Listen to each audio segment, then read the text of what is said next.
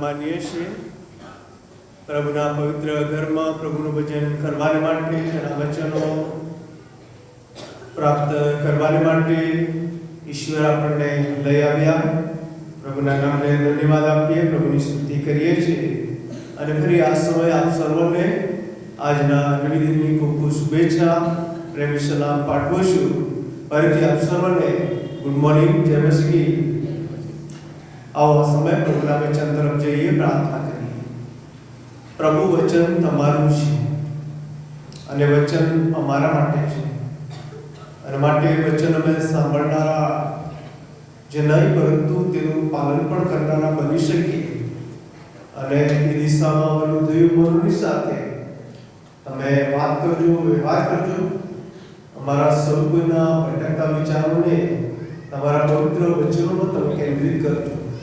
Church કમ્પાઉન્ડને પ્રભુ તમારા અધિકાર હેઠળ રાખજો. દરેકને સાંભળતા કાન આપો, ગ્રહણ કરતું હૃદય તમે પૂરું પાડો. આજે સવારે જ્યાં જ્યાં તમારું પવિત્ર વચન આવી રહ્યું છે વચનને આશીર્વાદ કરો. બોલનાર અને સાંભળનારને તમારા અધિકાર હેઠળ તમે રાખો. પ્રભુ ઈશ્વરના નામમાં માંગીએ છીએ, આમેન.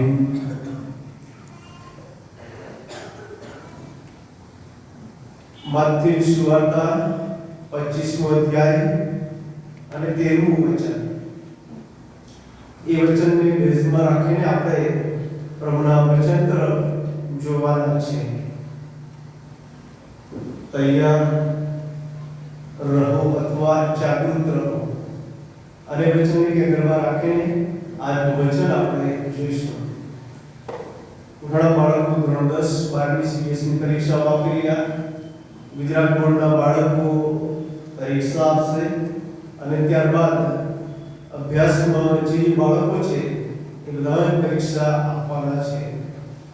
અને તેથી કરીને પરીક્ષા કહી છે ત્યારે પરીક્ષાની પૂર્વ તૈયારી એ ખૂબ અગત્યની છે અને પરીક્ષાની પૂર્વ તૈયારીમાં ઘણી બધી બાબતોને આપણે કાળજી રાખતા હોઈએ છીએ અને રાખવી જોઈએ. આગલા દિવસે પરીક્ષા હોય અને થોડા કલાકો પહેલા જ આખા વર્ષનું વાંચવા બેસું તો એ પૂર્વ તૈયારી ન કહેવાય. પરંતુ પરીક્ષા હોય તો એની પૂર્વ તૈયારી તો ઘણા સમય પહેલા આપણે કરીએ છીએ અને પછી આપણે તૈયાર થઈએ, સજ્જ થઈએ. ગઈકાલે ધોરણ 10ના બાળકોનું સેન્ટ જોન સ્કૂલમાં વિદાય કાર્યક્રમ હતો. ઘણા બધા શિક્ષક મિત્રોએ પણ જુદી બાબતો કહી હતી અને મેં બાળકોને બે બાબતો કહી કે જો તમારે આશીર્વાદ પ્રાપ્ત કરવો હોય ને તો આખું વર્ષ શિક્ષકો ભણાવ્યા છે, આખું વર્ષ તમે મહેનત કરી છે, તો બે બાબતો પરીક્ષાના સમય દરમિયાન તમે ધ્યાનમાં રાખજો. બીજી ઘણી બધી બાબતો તો કરી છે પરંતુ બે. એક તો એ કે તમને તમારા શિક્ષકો ભણાવ્યા, તમે મહેનત કરી, તમારા મા બાપે આખું વર્ષ તમને મોકલ્યા, ફી પે કરી, તો હવે આ સમય છે કે તમે આત્મવિશ્વાસથી સજ્જ થાઓ પરીક્ષા માટે. ભય કે ગભરાટ અનુભવશો નહીં, આત્મવિશ્વાસથી સજ્જ થાઓ. ત્યાર પછી બીજી બાબત મેં કહી હતી, જો આત્મવિશ્વાસથી તમે સજ્જ હશો ને તો આનંદ સાથે જજો પરીક્ષામાં આપવા માટે. પરીક્ષા એ બોર્ડની 10માની કે 12માની એ બોર્ડની પરીક્ષા છે. એ જીવનનો છેલ્લો તબક્કો નથી. જીવન યાત્રામાં ઘણી બધી પરીક્ષાઓ આવશે અને તેથી કરીને આ પરીક્ષા એ તમારા માટે એ આનંદ છે, એક ઉત્સવ છે. આખું વર્ષ તમે મહેનત કરી, જેમ ખેડૂત આખું વર્ષ ખેતરમાં શ્રમ કરે પછી છેલ્લે પાક લેવા માટે જાય, લણી લેવા માટે જાય, ત્યારે એના આનંદ સાથે જવાનું હોય છે. આ વાત કરી અને વાત સાચી. તૈયારી એ આપણા દરેકને માટે પણ એટલી જ અગત્યની છે. અત્યારે કંઈક ચાલે છે ને કોઈ રમત બધાને ખબર છે 2020 અને આપણે જોઈએ છીએ કે દરેક ટીમ, દરેક પ્લેયર પૂરતી એની તૈયારી કરે છે. પછી મેદાનમાં ઉતરે છે અને પોતાનું બેસ્ટ તે આપે છે પોતાના દેશને માટે. અપૂરતી તૈયારી એ નિષ્ફળતા લાવે છે. અપૂરતી તૈયારી એ બેદરકારીનું પ્રતીક બતાવે છે.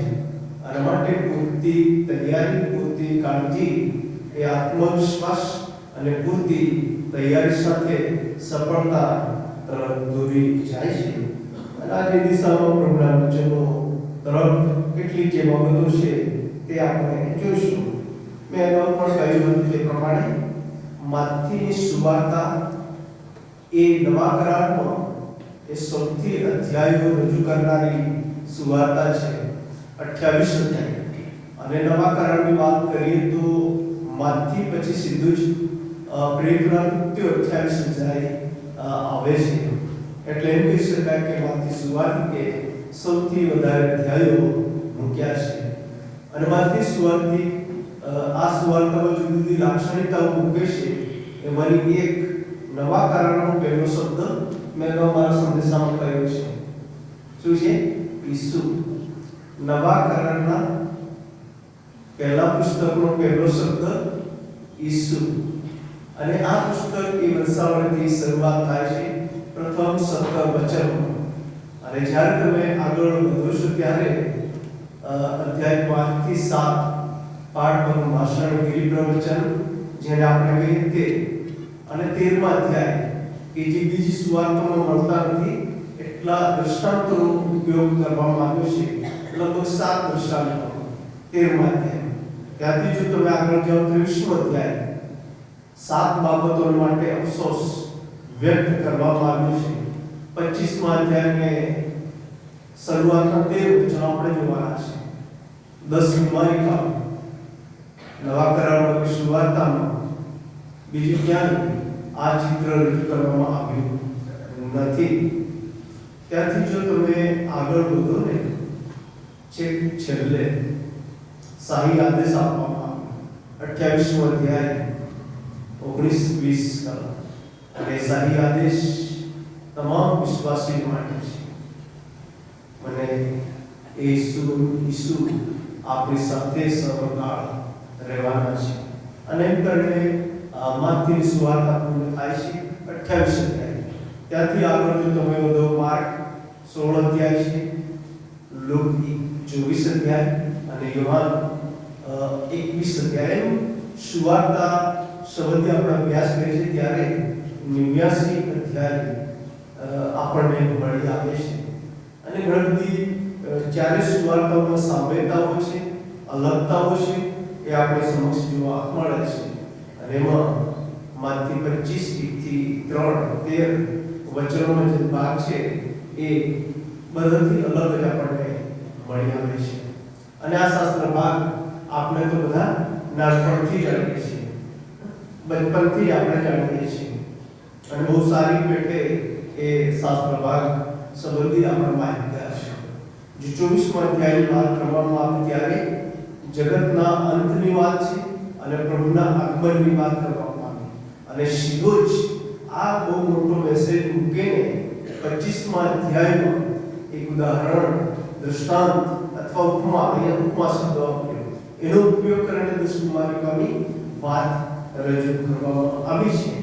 અને ત્યાર પછી પ્રભુના આગમન થશે ત્યારે શું બનશે એની નોંધ પણ આ અધ્યાયમાં છે. અને કેવી રીતે હિસાબ લેવામાં આવશે તે પણ આ 25મા અધ્યાયમાં જોવા મળે છે. આ સુવાર્તાનો ચાવીરૂપ શબ્દ આપણે જાણીએ છીએ તે પ્રમાણે આકાશનું રાજ્ય. લુકની સુવાર્તાનો ચાવીરૂપ શબ્દ દેવનું રાજ્ય. બંને એક જ વાત છે. અને તેથી કરીને એ બાબત પણ આપણે યાદ રાખીએ. જો તૈયાર થવાની વાત આવે તો આ ઉપમા અથવા દૃષ્ટાંતમાં પહેલી કલમમાં એવું લખવામાં આવ્યું છે તો આકાશના રાજ્યને મેં કહ્યું પ્રમાણે માથી સુવાર્તિક એ આકાશનું રાજ્ય શબ્દ પ્રયોગ કરે છે. અને મોટે ભાગે યહૂદીઓને ના દૃષ્ટિકોણથી યહૂદીઓને સંબોધન આ સુવાર્તા લખે છે. અને માટે આકાશનું રાજ્ય.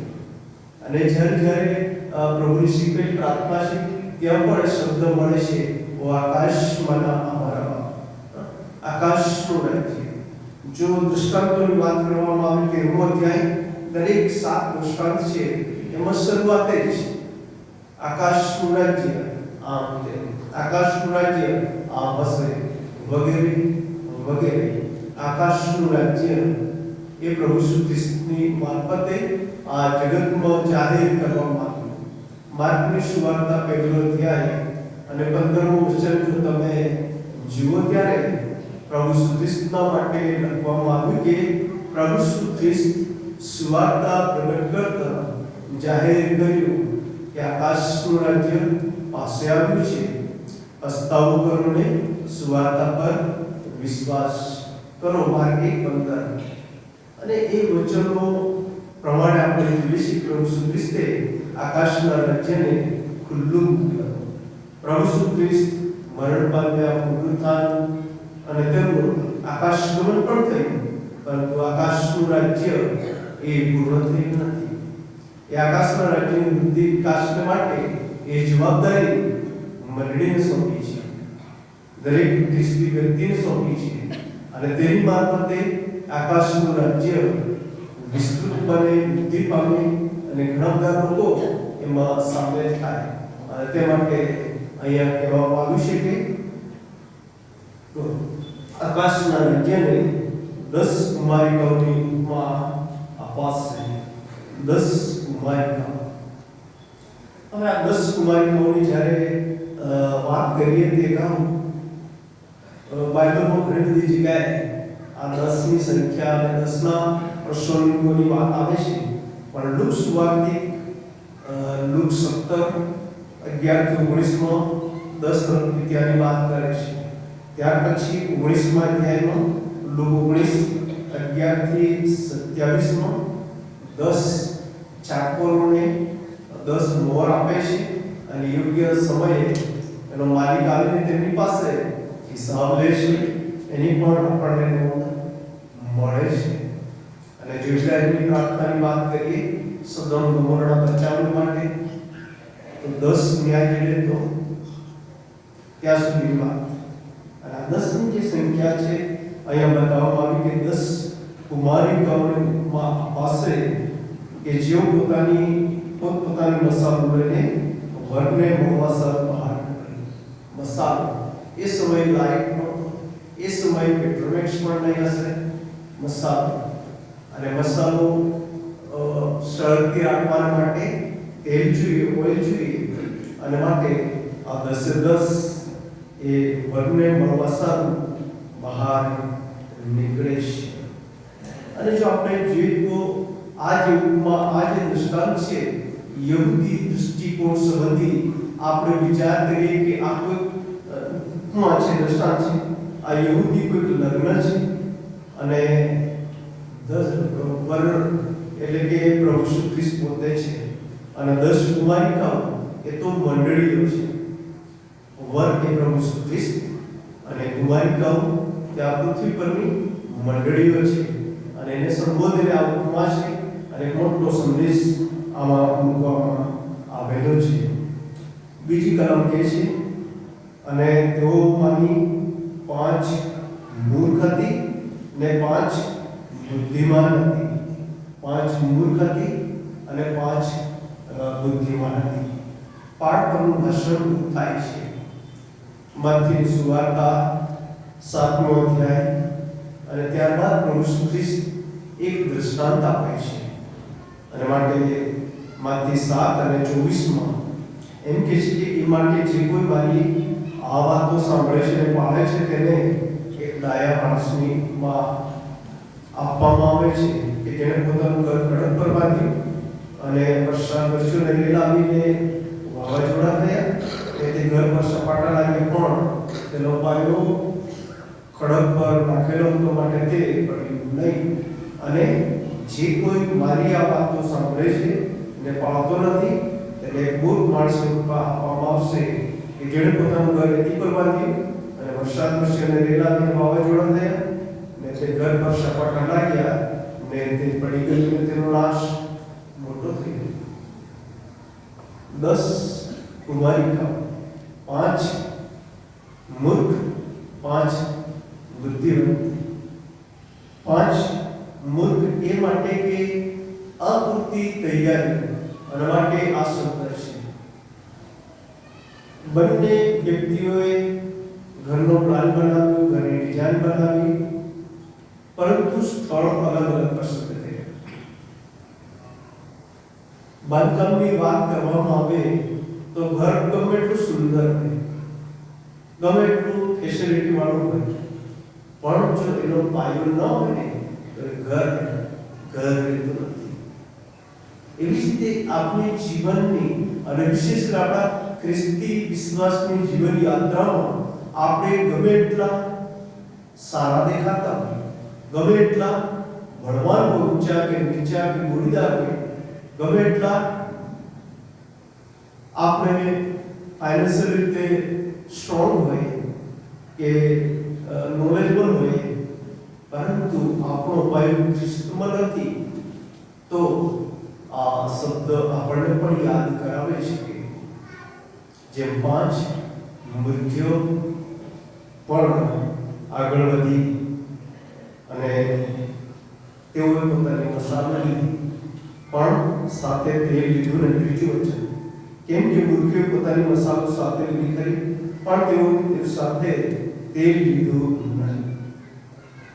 આપણું જ્ઞાન, બુદ્ધિ, આપણને આપણા એ ઘણી બધી વખત આપણને અધોગતિમાં લઈ જતા હોય છે, પણ ઈશ્વરનું જ્ઞાન, ઈશ્વરની બુદ્ધિ, ઈશ્વરના ઈરાદા એ આપણને અનેક આશીર્વાદો તરફ લઈ જતા હોય છે. અને માટે આપણી આ જીવન યાત્રામાં આપણા જ્ઞાન, બુદ્ધિ, આપણને આપણે રોજે રોજ બાજુ પર મૂકવાના છે. પાઉલ કહે છે કે એ બધા હું કચરો કરું છું, એવા બધાને બાજુ પર મૂકવાના છે. અને મારું જે તારણ છે, એ તારણનો જે અનુભવ છે, એ તારણની પ્રવૃત્તિ અને એમાંની જે બુદ્ધિ છે, એ રોજે રોજ આત્મા તપાસ સાથે આગળ વધવાનું છે. હું ક્યાં છું? 10 વર્ષ પહેલા ક્યાં હતો? આજે ક્યાં છું? પ્રભુનો કેટલો છું? સ્થિર છું કે અસ્થિર છું? અને માટે એ સેલ્ફ ડિસિપ્લિનની વાત આવે, સેલ્ફ ઇવેલ્યુએશનની વાત આવે, અને માટે આપણે એ વ્યક્તિગત ધોરણે કરી શકીએ છીએ અને પ્રભુ સાથે સીધા સંબંધમાં તૈયાર થઈ શકીએ છીએ. ચોથું વચન કહે છે, પણ બુદ્ધિવંતીઓ પોતાની મસાલો સાથે પોતાની કુપ્પીમાં તેલ લીધું. એ માટે બુદ્ધિવંતી કહેવામાં આવ્યું કે તેઓએ પૂરતી તૈયારી કરી. એ માટે કયો માણસ કહેવામાં આવ્યું કે તેમણે વચન સાંભળ્યું એટલું જ નહીં, પરંતુ વચનનું પાલન પણ કર્યું. અને મૂર્ખને એ માટે મૂર્ખ કહેવામાં આવ્યું, વચન સાંભળ્યું ખરું, પરંતુ વચન તેમણે પાળ્યું નહીં. યાકૂબનો પત્ર 1 અધ્યાય 22મું વચન, પણ તમે વચનના પાળનારા, કેવળ સાંભળેલું પોતાને છેતરનારા જ નહીં. બહુ અઘરા શબ્દો યાકૂબ ત્યાં મૂકે છે. આપણે વચન સાંભળી, વચન પાળીએ અને એ પ્રમાણે આ વિશ્વાસની યાત્રામાં આત્મિક વૃદ્ધિ પામીએ. 5મું વચન કહે છે, અને વરને આપણા વાર લાગે એટલામાં તેઓ સર્વ જોખમ ખાઈને મૂકી. તમારા જીવનમાં કદી આવો પ્રસંગ આવ્યો છે? આવો પ્રસંગ આવ્યો? આનંદનો અવસર હોય, લગ્નનો અવસર હોય, જોખમ આપતા હોય, ઊંઘી જવાય, આવ્યો જ છે નહીં? આવ્યો જ છે. ઇવન પોતાના લગ્ન હોય ને ત્યારે પણ આવું. પાદરી સાહેબ ચલો બોલાડે ત્યારે આવું. પછી આ પોતાના લગ્ન હોય ત્યારે પણ આવું થઈ જાય, જોખમ આવી જ જાય. અને એ આપણી પ્રકૃતિ છે અને એમાં કશું ખોટું નથી. જોખમ આવી જવા, ઊંઘી જવું, એ કશું ખોટું નથી. એ વાસ્તવિકતા છે. કેમ કે લગ્ન પૂર્વના દિવસોમાં ઘણી બધી દોડધામ, શ્રમ હોય, ચિંતા, મૂંઝવણો હોય, અને જેના કારણે આવી પરિસ્થિતિમાં આપણે મુકાતા હોઈએ છીએ. અને માટે એવું નથી લખવામાં આવ્યું કે 5 મૂર્ખી જોખમ ખાઈને મૂકે. પણ 10 વરને આવતો વાર થઈ અને તેઓ ચોખા ખાઈને ઊંઘી ગઈ. ત્યાર પછી મહત્વની બાબત એવું લખવામાં આવ્યું છે કે અને મધરાતે બૂમ પડી કે જુઓ વર આવ્યો તેને મળવા નીકળો.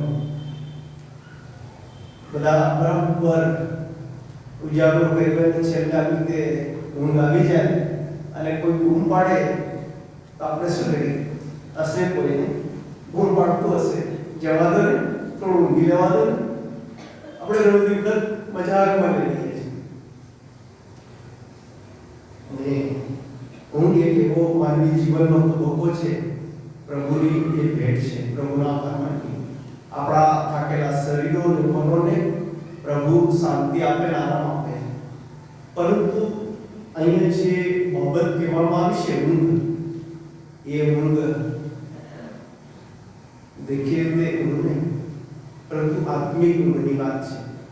આધ્યાત્મિક દ્રષ્ટિકોણથી જ્યારે આપણે વિચારીએ ત્યારે આપણે કેટલા વર્ષના હોય, અનેક વખત પ્રભુના ઘરમાં આપણે આવ્યા, અનેક વખત પ્રભુનું વચન આપણે સાંભળ્યું, વ્યક્તિગત મનન કર્યું, પરંતુ ઘણી વખત આપણે આળસ અને ઊંઘ મરીએ છીએ અને તે પ્રમાણે જીવતા નથી.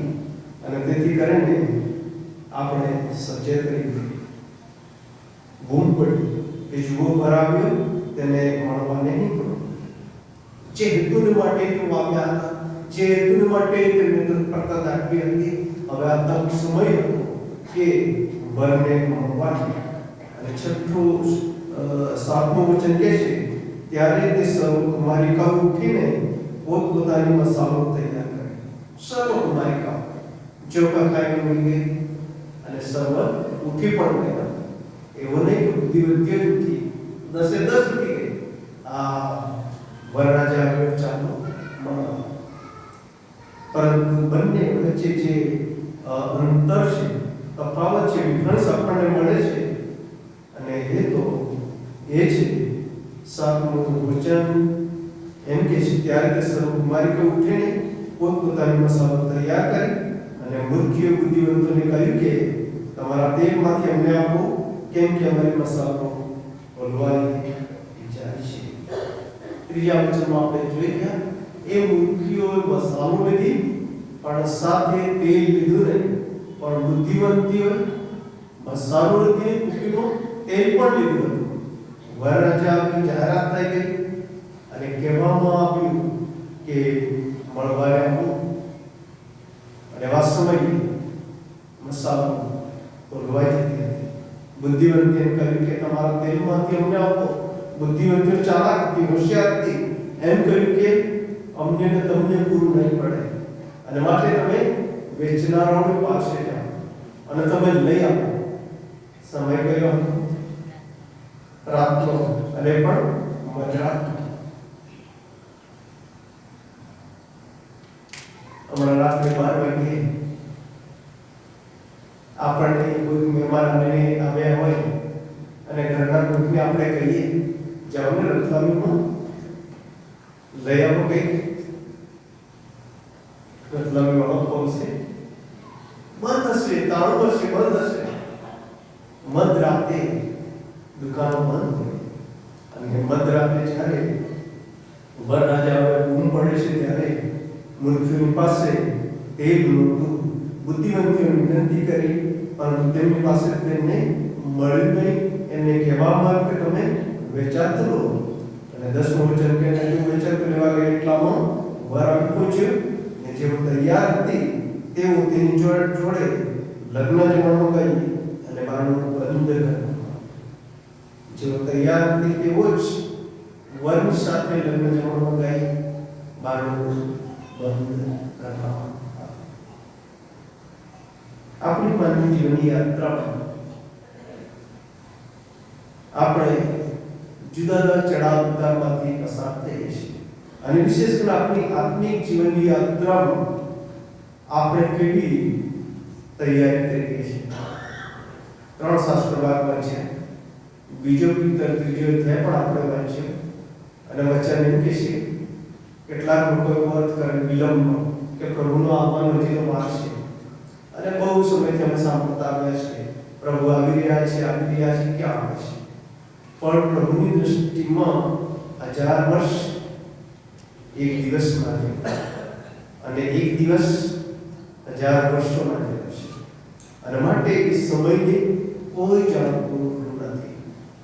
પ્રભુનું આગમન એ ચિહ્નો પ્રમાણે, જે ઘટનાઓ બને છે તે પ્રમાણે આગમન નજદીક છે.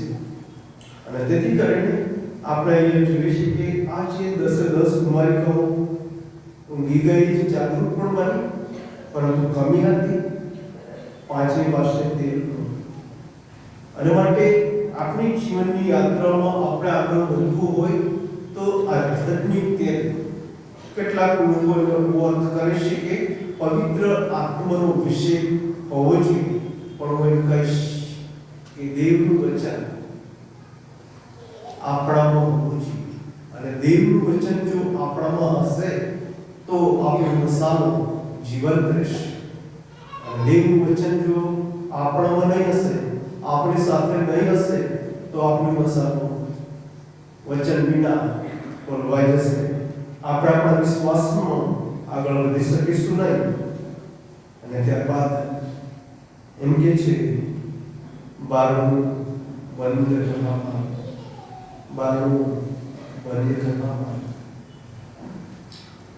મૂર્તિઓ વિચારકો લેવાની છે.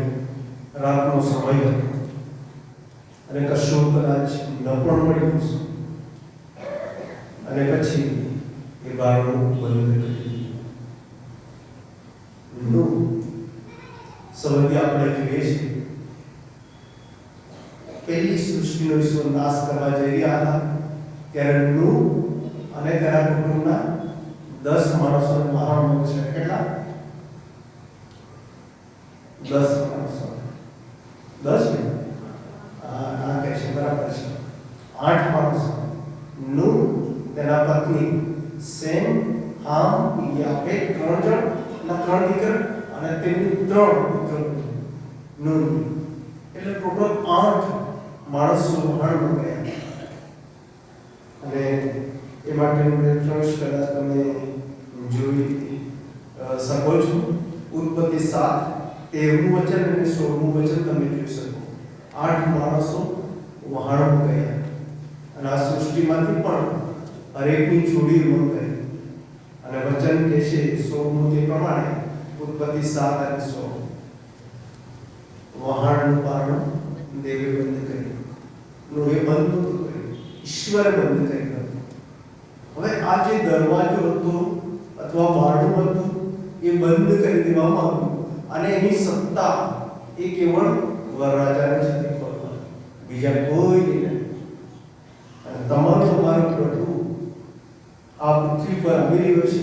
અને જો આપણે પ્રેક્ટિકલ આ પુસ્તકનો અભ્યાસ કરીએ ત્યારે યહૂદાનો પુરનો જે સી પ્રભુ શ્રી કૃષ્ણ માટે લખવામાં આવ્યું છે, એ જ એટલા સમર્થ છે કે જે ઉઘાડી શકે છે, બંધ કરી શકે છે. અને માટે આ સમય ઈશ્વરે તમારા માટે કૃપાનો રાખ્યો છે. તારણ ખુલ્લું મૂકેલું છે. ત્યારે આપણે એ કૃપાના સમયમાં તારણમાં બધું મજબૂત બનવું. 11મું વચન કહે છે, પછી તે બીજી કુમારિકાઓએ અમને કહ્યું કે ઓ સ્વામી, સ્વામી, અમારી સામે ઉઘાડ, અમારી સામે ઉઘાડ.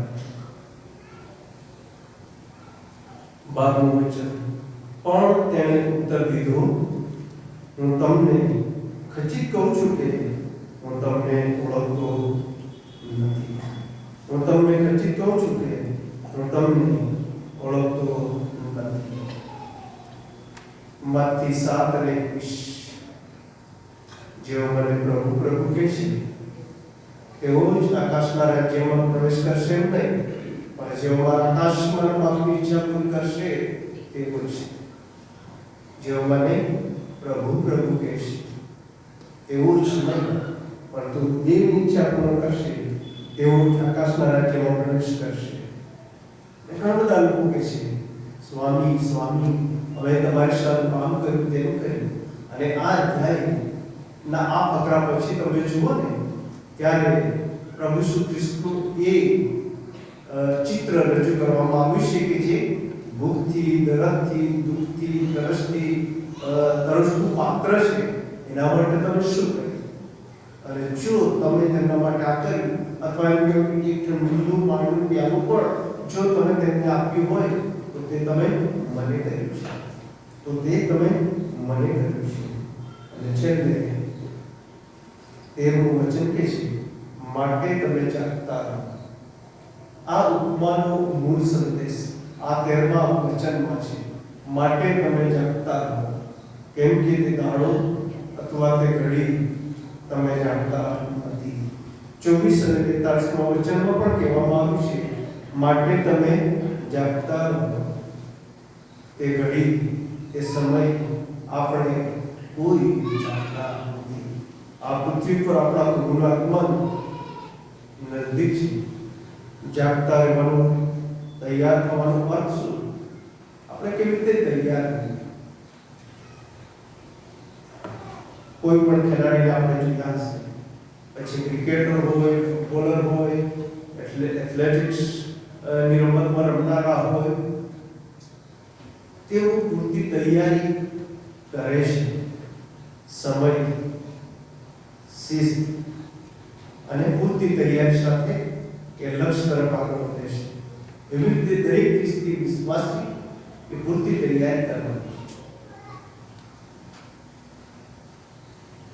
આજે ઘણા બધા ચર્ચોમાં સેવા કરતા આવ્યું અને મેં જોયું, મંડીમાં હોય 200 કુટુંબ, પણ રવિવારની ભજન સેવામાં માંડ 200 લોકો.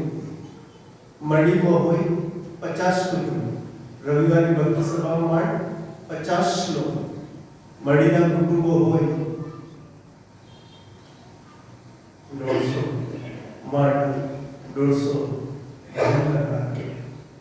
અને એ 150, 200 કે 500 ની વાત આપણે કહીએ તો એમાં તો મંડળી ઉપરાંત ઘણા બધા અન્ય મંડળીવાળા, સાથે સાથે અન્ય વિશ્વાસવાળા વ્યક્તિઓને પાત્ર પણ આપતા હોય છે. અને માટે આ સમય આત્મતપાસ કરવા આપણે કહી દઈએ છીએ, આપણા ઘર પણ લખીએ છીએ, હું ને મારા ઘરના તો યહોવાની સેવા કરીશું. પણ શું હું ને મારા ઘરના તો પ્રભુના ઘરમાં દર રવિવારે જઈશું કહીએ છીએ? હું ને મારા ઘરના તો પ્રભુનું વચન વાંચીશું, મનન કરીશું. શું આપણે એવું કહીએ છીએ? હું ને મારા ઘરના તો અમારા જીવન, શબ્દ અને કાર્ય દ્વારા બીજાઓને પ્રભુની વાત કહીશું. શું આપણે કહીએ છીએ? પ્રાર્થના આ એક એવો આશીર્વાદ છે જેની કદાચ કલ્પના કરવી અઘરી છે. તમારું મારું સ્ટેટસ ગમે તેવું હોય, પણ આ એક અધિકાર ઈશ્વરે એના પર વિશ્વાસ કરનાર દરેકને આપ્યો છે. અને માટે માર્કની સુવાર્તા 16મો અધ્યાય અને 17-18 વચન તરફ આપણે દૃષ્ટિ કરીએ ત્યારે વિશ્વાસ કરનારના હાથે આવા કામો થશે. ત્યાં લીલી મિનિસ્ટ્રીની કદાચ વાત છે એ વચનો, વિશ્વાસ કરનારના હાથે. એવું લખવામાં નથી આવ્યું કે પિત્તરના હાથે, યોહાનના હાથે, આંદ્રિયાના હાથે, એવું નથી લખવામાં, પણ વિશ્વાસ કરનારના હાથે આવા કામો થશે. તમે હું વિશ્વાસી છે ત્યારે આપણી અંગત, કૌટુંબિક કે મંડળી તરીકેની જ્યાં પ્રાર્થનામાં આપણે જઈએ છીએ, આસ્થા સાથે અને પ્રભુ પર ભરોસો રાખીને આપણે આગળ વધીએ અને બીજાઓને પણ પ્રાર્થનામાં આપણે બાંધીને મજબૂત કરીએ. ઘણી બધી વખત પ્રાર્થના આપણે કરીએ છીએ ત્યારે શું કરીએ? મધ્યસ્થ વિનંતી કરીએ શું કરીએ? પહેલા તો આપણે વિનંતી કરવા લાગીએ, આપણાથી શરૂઆત કરીએ, પણ મધ્યસ્થ વિનંતી એટલે કે બીજાઓ માટે માંગવું અને છેલ્લે આપણા માટે વિનંતી કરવી. મધ્યસ્થી વિનંતી. ત્રીજી બાબત, પ્રભુનું વચન. પ્રભુનું ઘર, પ્રભુનું પરિષદ, પ્રાર્થના અને પ્રભુનું વચન. અને જો પ્રભુનું વચન આપણા હૃદયોમાં હશે ને તો ખરા અર્થમાં આપણે તૈયાર થઈ શકીશું અને વૃદ્ધિ પામીશું. શું તમે પ્રભુના આગમન માટે તૈયાર છો? Are you ready? શું તમે તૈયાર છો? પ્રાર્થના વચન સંગત હું આશા રાખું છું કે આપણે બધા જ તૈયાર છે. પ્રભુ જો કામે આવે, પ્રભુ જો આજે બપોરે આવે તો યશાયાને જેમ આપણે કહીએ, પ્રભુ મારે આઈ એમ રેડી, અને એની તૈયારી સાથે આપણે આગળ નથી આવ્યા. પ્રભુ આપણે આશીષ આપે. આમીન. પ્રાર્થનામાં જોડાઈએ, પ્રાર્થના કરીએ.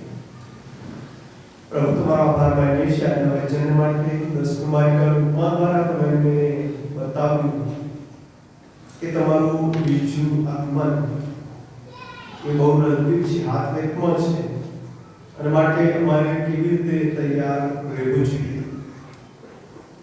પ્રભુ અમે તમારા વચનમાં, પ્રાર્થનામાં, તમારા લોકોની સંગતમાં તત્પર રહીએ, તૈયાર રહીએ. તમામ પ્રકારની આળસ અને ઊંઘથી અમે દૂર થઈએ માટે અમારી મદદ કરજો. આજે સવારે પ્રભુ તમે વચનો દ્વારા અમને ફરી એકવાર તૈયાર કર્યા, ફેસ કર્યા. આભાર માન તમારી જાતોને અમે સોંપીએ છીએ. અમારી સાથેનો સહાય કરો. પ્રભુ ઈશ્વરના નામમાં અમારી પ્રાર્થના સાંભળી સ્વીકાર કરો. આમેન. ભજન સેવાના તપાકમાં 142 નંબરનું ગીત આપણે ગાઈશું. જીવનોદાન ગીત નજરમાં લાવીશું. 10 કુમારિકાઓ નીકળે